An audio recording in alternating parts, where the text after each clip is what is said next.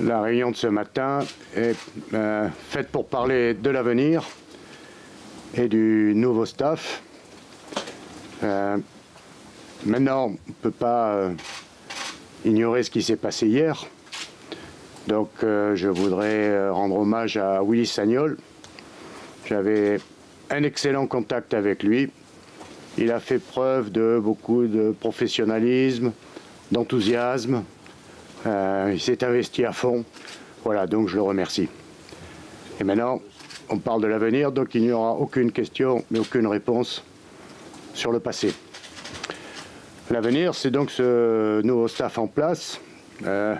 Ulrich Ramé, vous l'avez vu, assisté de Pierre Espanol et de Mathieu Chalmet.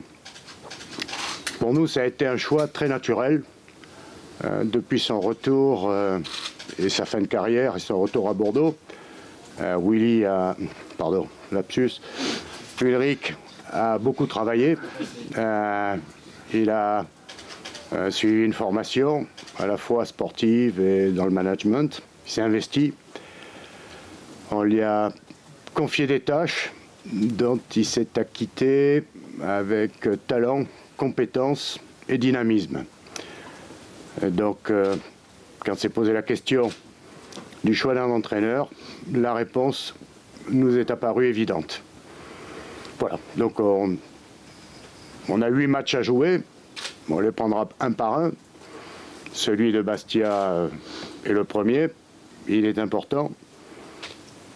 Cette nouvelle équipe est en place aujourd'hui parce que le timing en plus l'imposait. Il va y avoir encore une énième coupure internationale, ça devient fatigant.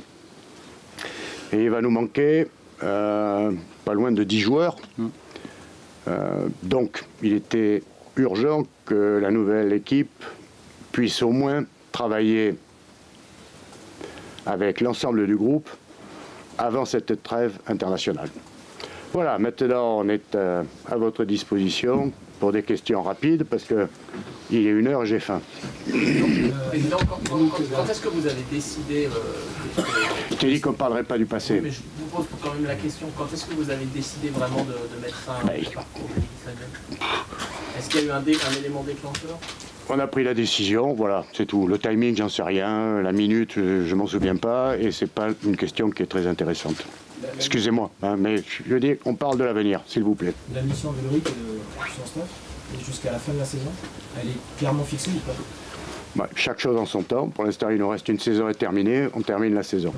Justement, dans quel état d'esprit, Ulrich, tu as trouvé l'équipe? Voilà, tu reprends aujourd'hui, ça y est, c'est parti. Comment tu visualises tout ça? Je leur ai fait part de mes attentes durant la petite réunion d'avant-séance. Voilà, donc maintenant on est tous tournés vers le match de... Laisse ma bouteille tranquille. On est tous tournés vers le match de dimanche.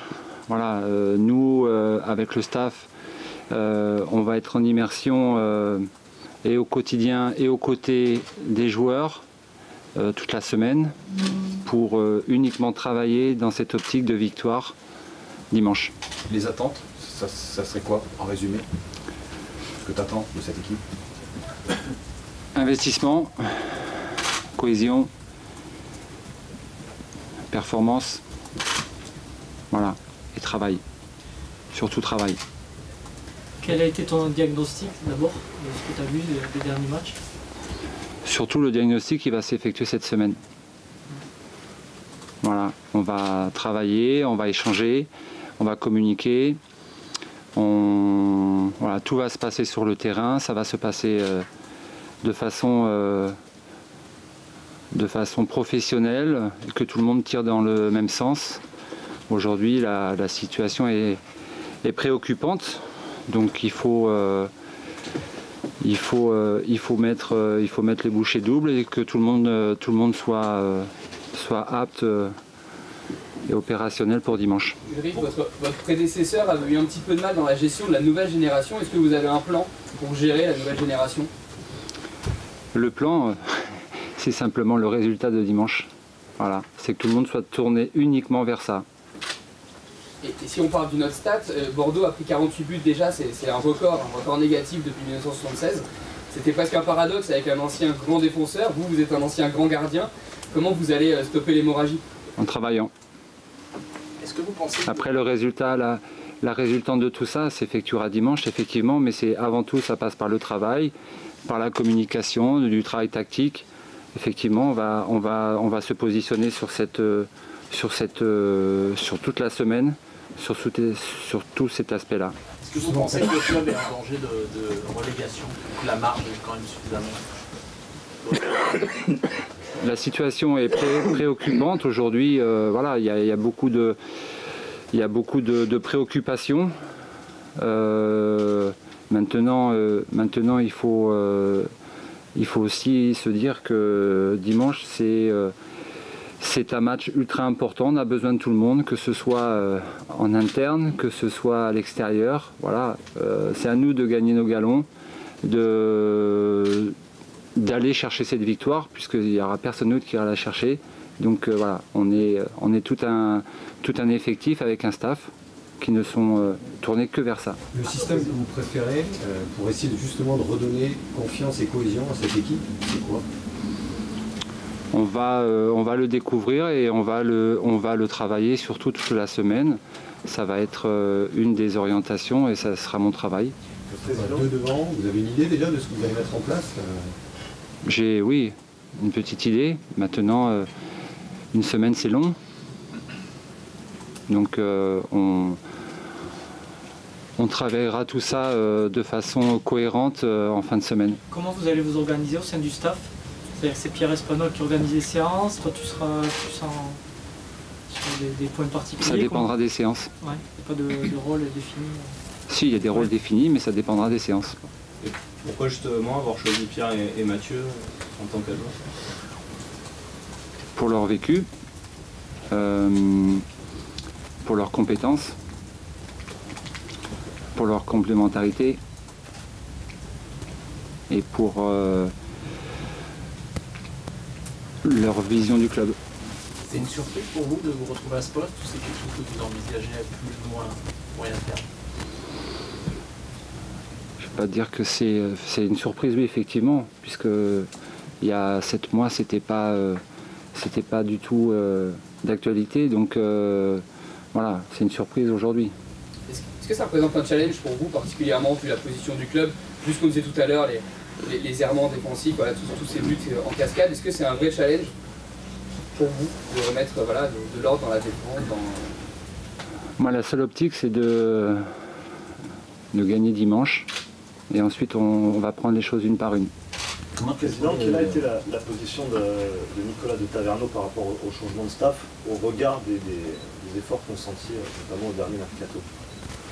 C'est à moi que vous posez la question, j'ai pas entendu. Ah oui, d'accord.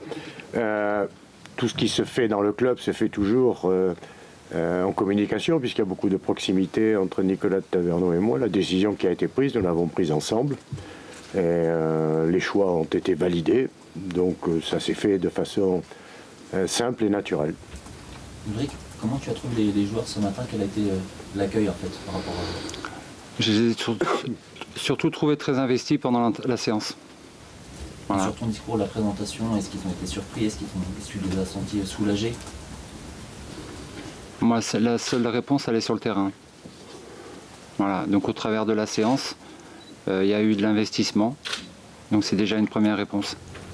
Président, sans parler du passé, mais dans l'absolu, pour le coup, ça ne vous ressemble pas du tout de vous séparer d'un coach à ce moment-là de la saison. Est-ce que c'est une décision qui n'a pas finalement été, j'imagine, simple pour vous, parce que vous n'êtes pas un habitué, vous n'êtes pas un président habitué à ça? Même si un président est habitué à ça, je ne sais pas si c'est une décision simple. Il y a toujours un aspect humain qui est très pénible, surtout, comme je l'ai dit tout à l'heure, avec un homme de la qualité de Willy.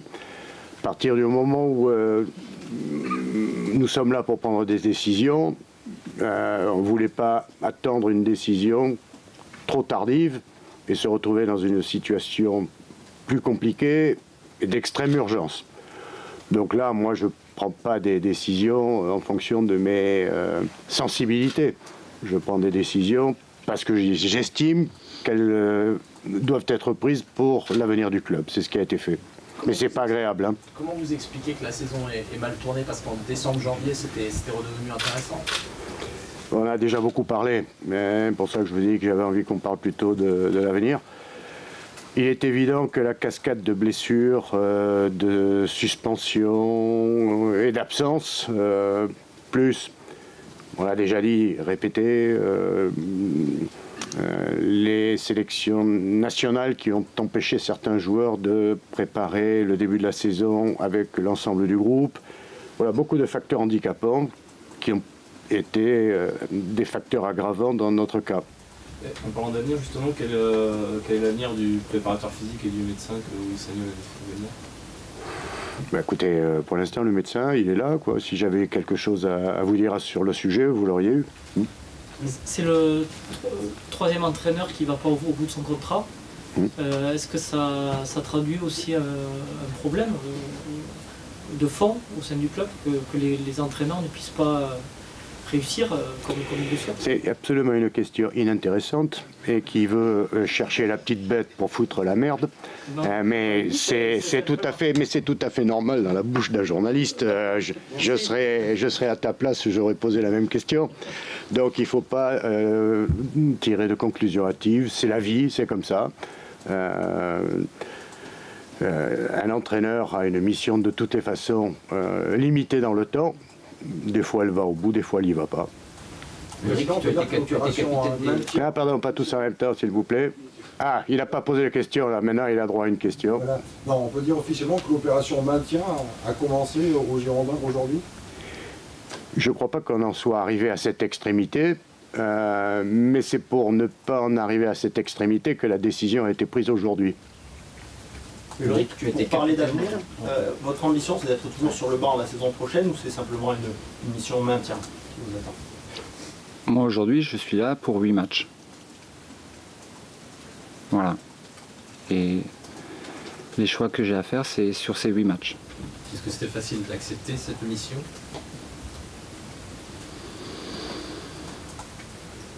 Je me suis pas posé la question comme ça. Voilà. Je me suis simplement de voir l'avenir, déjà de prendre connaissance des restes des matchs. Voilà. Et après de la situation actuelle de l'équipe. C'est une nouvelle responsabilité, est-ce que ça ne t'effraie pas? Des responsabilités que tu n'as pas vraiment assumées jusqu'à présent? Entièrement d'accord. C'est la première fois que je suis sur un banc de touche. Maintenant, j'ai effectué des formations avec 2 sortes de formations.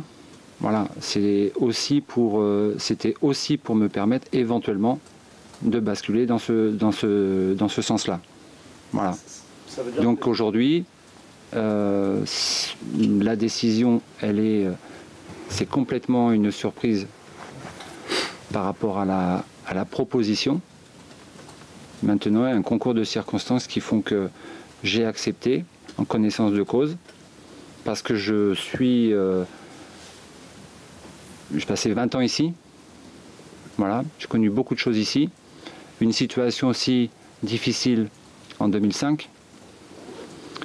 Donc, ça m'a peut-être aussi poussé à redonner ce que le club m'a donné pendant 15 ans. Ce que tu découvres aujourd'hui, ça ressemble à 2005?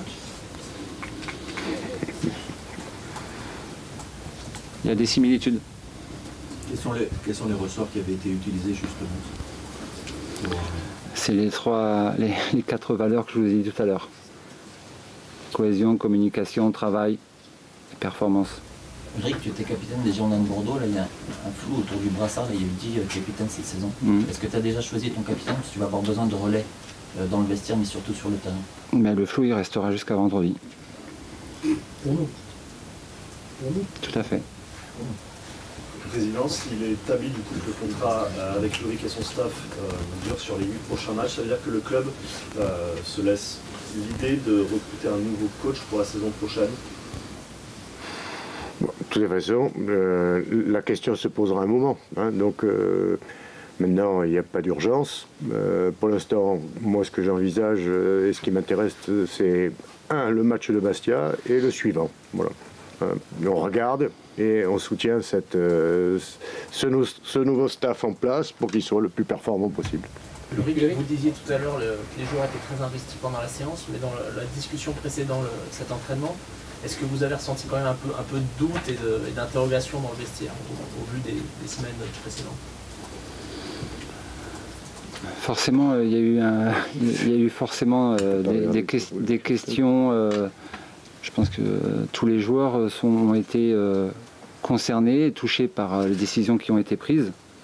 Voilà, donc forcément il y a ce côté psychologique et des interrogations ce matin à 10h. Voilà, donc toutes ces interrogations, petit à petit, elles vont disparaître. Est-ce que c'est facile de se retrouver dans la peau d'un entraîneur face à des gens qui ont été des anciens coéquipiers comme Jussier, comme Pazil, comme Certi? Moi ça me pose pas de soucis. Voilà. Ça fait jamais que 3 sur 20 et quelques. Oui. Et malheureusement, un qui est pas opérationnel. Ulrich, pas encore. Le raccourci facile, vous êtes comment on l'a dit, un grand gardien. Est-ce que vous étiez un grand gardien? Est-ce que vous venez un peu au cheveu aussi de Paul Bernardoni qui vit les moments très compliqués pour y arriver? Est-ce que oui, en tant que gardien, vous pouvez plus facilement comprendre qu'un entraîneur qui a pas été gardien dans sa carrière de joueur? Peut-être l'aider, de comprendre et l'aider. Alors, je vais être très clair, je mets d'abord le collectif en avant. Donc individuellement, je parle d'aucun joueur. Voilà.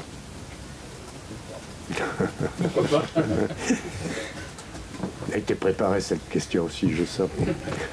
Est-ce qu'il n'y a pas un risque d'avoir beaucoup de pression pour les joueurs pour ce match contre Bastia? Ça peut être aussi un danger pour l'équipe de se mettre une pression peut-être démesurée? La pression fait partie de notre métier, l'endurance psychologique aussi. Voilà. Ça fait partie des ingrédients du métier de joueur. Voilà. Monsieur Lahari, une question? Tu l'avais préparé qu'une? Son crédit de mauvais esprit. L'idée, c'est peut-être aussi d'insuffler une nouvelle dynamique, un peu plus de sourire, un peu plus de vie. Tout à fait. Et ensuite, une stabilité. Il y a des échéances importantes déjà d'une dimanche, ensuite après, et c'est clair que plus vite on trouvera une stabilité dans la performance et dans l'équipe, mieux ce sera. Ça veut dire resserrer un groupe? C'est envisageable. Bon. Et aussi resserrer, rester sur un... Ah, tu vois, ça y est, je savais que tu en avais une autre. C'était la scène de la fin. Ça veut dire essayer de trouver tout de suite un système, une animation qui rassure et qui permet de trouver des repères rapides, c'est ça l'objectif? Je ne sais pas si j'ai bien fait de te prendre comme entraîneur, parce que je sens que dans la salle, il y avait beaucoup de compétences parmi nos invités pour ce poste. Non, j'ai répondu à la question précédente. Voilà, la stabilité est importante pour aller dans un objectif qui pourrait être beaucoup plus facile si on a la victoire dimanche.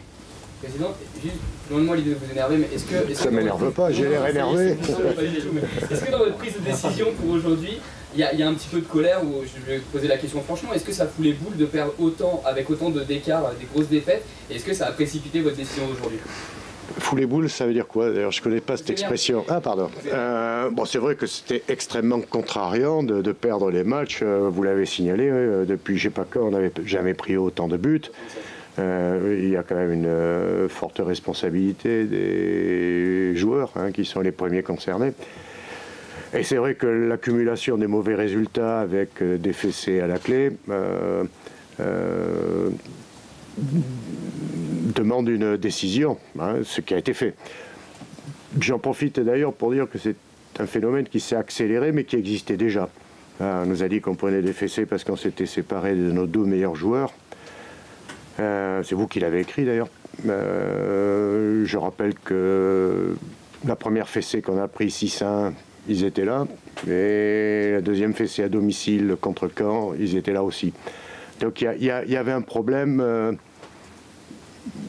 collectif. Et il fallait en sortir. Donc la décision a été prise d'en sortir. En tout cas, d'essayer d'en sortir. Et est-ce qu'à titre personnel, cette fin de saison, pour vous, est stressante en fait? Écoutez, depuis le moment où j'ai pris des fonctions dans ce club, le stress est venu peu à peu, puisque je ne sais pas à quoi il faut l'attribuer, vous y réfléchirez si ça vous amuse, mais les matchs deviennent de plus en plus compliqués. Quand j'ai pris des fonctions dans ce club, on rencontrait à domicile un relégable ou une petite équipe, entre guillemets. La seule interrogation était le nombre de buts qu'on allait mettre. Aujourd'hui, quand on joue en Coupe de France contre une DH, on devient inquiet et stressé. L'écart entre les équipes s'est resserré. Nivellement par le haut, nivellement par le bas, j'en sais rien, c'est pas le débat. Mais je vois qu'il y a peu de saisons où les points entre les places européennes et la place de relégable sont aussi peu importants. Et j'ai l'impression que les écarts entre les équipes de haut de tableau, 4e, 5e, 6e place, et les relégables, plus ça va et plus les écarts sont serrés. Donc on peut dire qu'on stresse à chaque match. Je commence à me détendre quand ça nous arrive, quand on est à 3-0 à la 92e minute. Je dis là, même si on en prend un, avec le temps de remettre la balle au centre, le match devrait se terminer. Oui, il y a un stress. Donc c'est l'objectif pour Ulrich de mettre que des 3-0, des gros scores en faveur des Girondins. C'est ça. Pour mon stress, ça serait plus confortable, c'est évident. Ulrich, vous avez reçu des messages de vos anciens entraîneurs. Est-ce qu'il y en a un qui vous a marqué, touché particulièrement depuis votre prise de fonction? Non.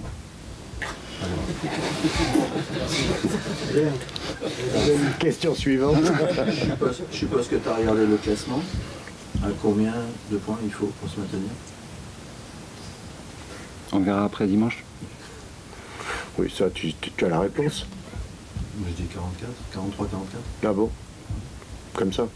Non, parce qu'il y a des confrontations directes. Tu as noté parce qu'on n'y avait pas pensé. C'était bien longtemps de... Le stade est souvent dégarni, parfois il râle, parfois il y a des sifflets. Si vous avez un message à passer à travers cette conf, je crois... Ça c'est bien, ça j'avais pas demandé qu'on la pose, mais c'est bien de la poser. Voilà. Qu'est-ce que vous voulez dire aux supporters qui sont dans Bordeaux, qui est un club historique, et on a l'impression que le club, année après année, descend d'un cran dans la hiérarchie. Est-ce que vous pensez qu'il y a encore des... Moi je suis pas d'accord sur cette dernière affirmation. Reviennent à son rang. Mais je sais que les supporters, ils sont là dimanche. Ils ont toujours été là. Donc, je ne m'inquiète pas. Et je sais qu'ils seront là. Mais s'ils peuvent être plus nombreux, c'est pas plus mal, oui. Maintenant, pour le club qui décline tous les ans, je suis pas d'accord. Vous permettrez que... vous dites quand même... en 20 ans, 14 qualifications pour l'Europe, 5-6 titres. Enfin bon, je ne vais pas rappeler la litanie que je vous ai déjà donnée, que vous semblez ne pas entendre. Vous et nos supporters qui ont le droit d'être exigeants, qui en veulent toujours plus. Voilà. Président, vous parliez tout à l'heure de la responsabilité des joueurs dans la situation. Willy Sagnol, après la dernière défaite, expliquait que c'est une génération un peu où quand le match est perdu, quand ils sentent le match perdu, ils vont pas au bout et puis ça se termine, au lieu d'être en 2-0, ça se termine en 3-4-0. Est-ce que vous avez aussi cette sensation-là et est-ce qu'il y a un travail à faire sur les jeunes joueurs pour le mental, c'est-à-dire même quand il y a 2-0, de continuer à se battre, de ne pas lâcher, de... Voilà. Oui, c'est symptomatique de la génération aussi, ça aussi. Je ne crois pas qu'il faille montrer du doigt ou incriminer une génération. À vous de chercher, si vous voulez, de qui je vais parler.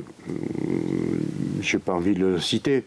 Mais j'ai vu un joueur professionnel qui est passé par plusieurs grands clubs, qui doit avoir dans les 28 ans. Je ne vous dirai pas s'il est blond ou brun, débrouillez-vous. Mais ce garçon a déclaré que grâce à son entraîneur, récemment, il avait pris goût à la victoire et il avait appris à détester la défaite, alors qu'avant, dans le passé, une défaite ne le marquait pas plus que ça. Ce garçon a 28 ans, donc il ne fait pas forcément partie de la nouvelle génération. Je crois que j'ai toujours dit, moi, que la meilleure équipe, ça serait celle qui aurait les qualités, le travail, la disponibilité, la technicité des professionnels tout en gardant l'esprit des amateurs. Hein, où vous voyez des équipes en DH ou en PH qui se marchent dessus pour gagner des matchs. Je trouve que c'est un peu ce côté enthousiaste qui manque parfois au professionnalisme, parce qu'on s'installe dans une routine, dans un train-train, avec la certitude qu'un jour ou l'autre on sera peut-être transféré. Donc il n'y a peut-être pas tout à fait cet attachement au club que l'on pourrait espérer parfois et qui pourrait justement faire que ces garçons se subliment. Donc je maintiens ma formule, qualité du professionnalisme avec l'esprit des amateurs, et ça manque un peu. Mais pas que aux plus jeunes, un peu à tout le monde.